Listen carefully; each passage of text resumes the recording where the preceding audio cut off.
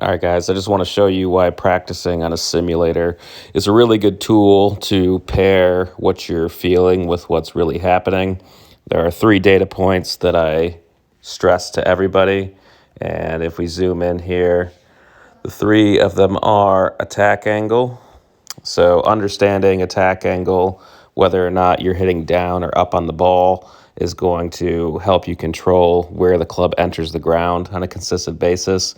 And if you can't control that, then you can't get solid contact. So it's essential to understand what you're doing as far as your attack angle.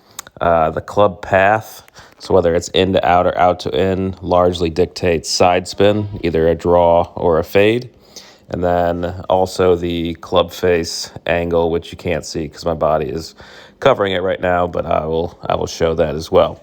So the relationship between your attack angle, your club path, and your club face are going to determine what your golf ball does. So this video is just me focusing a lot on my swing plane. So what I'm exercising basically, as you see, and I'll slow it down, is I want to make sure that I'm coming in more from my elbow plane on some of these swings. So if I bring it back, as I come down, where I'm delivering the club from, you'll see that the shaft is underneath my shoulder. So it's coming in at an angle like this. Most people that struggle with contact are somewhere over their shoulder, coming in too steep. The arms are moving away from the body. That causes a lot of issues with consistency coming down. So there's a lot of tools that you can use and training aids to like an angle, like an alignment stick or a noodle to kind of swing underneath to help you with your swing plane. So what I'm doing with the data here though is pairing the feel versus real. So I'm focusing on my swing plane and seeing if I'm matching up the path and the face. So I'm going to pause this one real quick. So once that data comes back up, so if we zoom in again, you can see that my path right here is 4.7 degrees in to out. So I'm going to draw it a decent amount with that much of a path in to out. Ideally, I'm trying to stay under 4 degrees so I don't have too much spin unless I need to hit like a hook shot or something. The attack angle, you can see the 4.6 down. That means the club is descending into the ball first, and then it hits the ground afterwards. So that's really, really important. My carry yardages were pretty consistent during this practice session. This is a 7-iron, so carry yardage is up there. So again, having data just allows you to put everything, put the field together so that you're consistent with what you're expecting to happen. So just kind of walk through my practice, what it looks like, so you can see what I try to do to be more consistent. So this next shot, I started it a little bit more to the right of the target, came back to the target, which is great.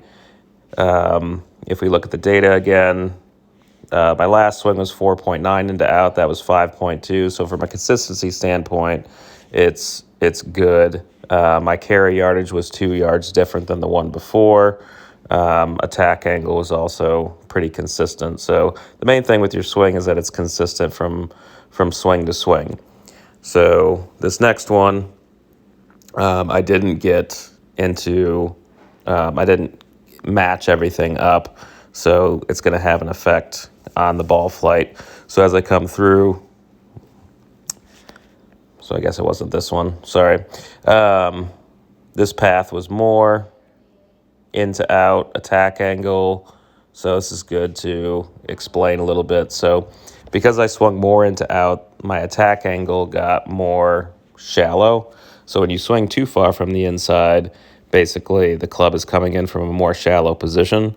So it potentially starts more to the right, launches a little bit higher, and tends to spin a little bit more. But my carry yardage was only 1 yard different than the swing before. So don't worry, I'll make some some mistakes here. So again, the purpose of practice is to reinforce fundamentals and to get the feelings that you want. So this one missed more left. Path wasn't as far into out, but I just kind of shut the face a little bit too much through impact, so it pulled a little bit more to the left. So really paying attention to what each swing feels like, what I'm trying to do, try to go through the same routine each time. So you can see my predominant shot is a right to left shot, but my path tends to be a little bit too far into out. So what I'll do is I'll start to kind of switch my practice to more of an out to in type of swing, or what it feels like to help. And that's what I'm like rehearsing right here, is feeling that I'm swinging more left or out to in to kind of straighten out the ball flight. So what you'll see on this shot is swinging what feels like across the ball. So I actually got that path into out. So my path was 1.3 degrees out to in, which is a lot closer to zero, which will be a straighter looking golf shot. Because I swung out to in, I also came in steeper.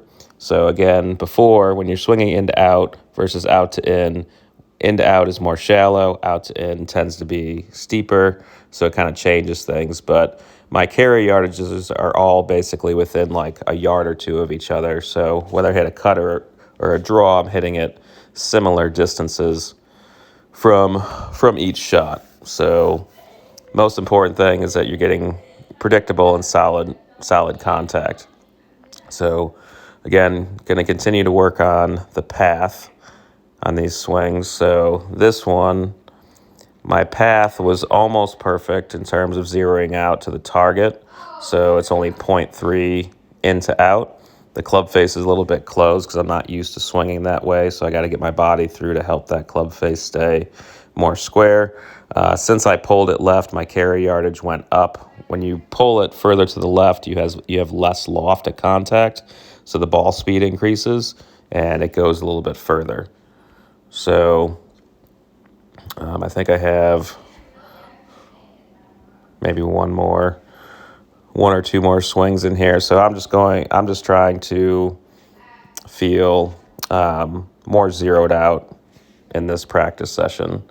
So this one is more ideal.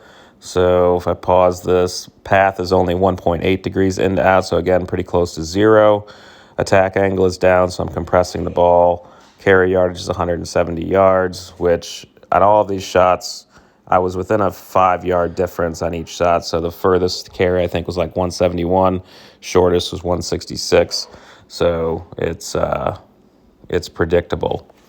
So when you're trying to hit targets, especially if you have like a forced carry that you have to know that you can get over, like water or a bunker, you got to know how far that shot's going to go. Okay, so this one pulled a little bit more. Again, path I'm happy with. It's only 1 degree into out. Just club face is a little bit closed. So hitting a cut shot or the feeling of a cut shot is just uncomfortable for me because I mostly draw the golf ball.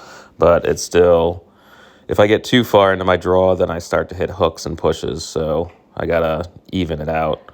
So that's basically what this practice session was about. So this last one I was happy with because I got to 0.5 out to in, so basically straight at the target. Again, carry distance was consistent, attack angle was consistent. So overall, it was a good practice session. But this is the reason I recommend using a machine if you can and understanding the data is because if you know how to change what you're doing in terms to get a different result ball flight wise, you can take some of the guesswork out, so you can reinforce positive feelings that are going to translate because they make sense versus not knowing why you hit one well and not another. So if you guys hit on a machine or like send a video to me, I can explain the data to you and what I would practice based on the data to help you hit it straighter So you just have to record your swing with data and clear enough visibility so I can read it, or you can send me a picture of it, and I'll be able to give you feedback on why your swing is creating that, and then what I would do to practice something different.